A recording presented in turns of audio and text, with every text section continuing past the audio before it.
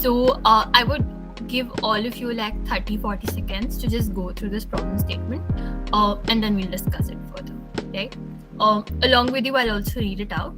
So your client is Pringles, a famous soya chip manufacturer in India.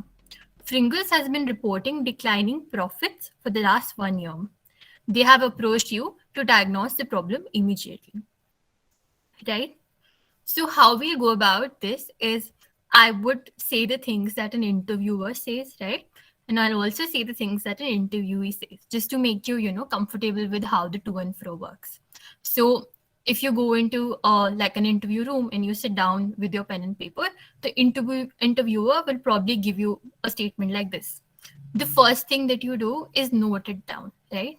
You will not remember it in your head. You cannot remember it all throughout a period of 40 minutes where there's so much more thinking to do, right? So the first thing you do is note it down on a paper. Then what you do is repeat the question.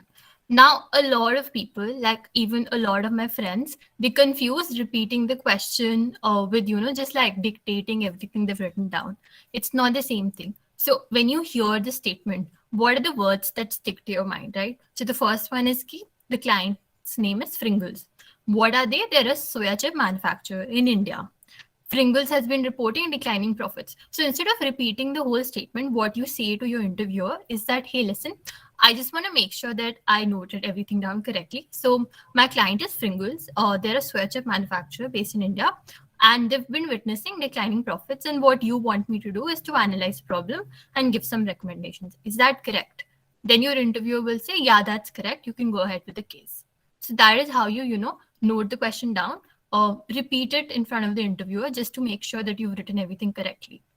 Now, why is this important? Can any of you tell me why, noting the question and then repeating it is very important? Like it's very simple, very basic, but very important. So why so? Anyone? Just a sec.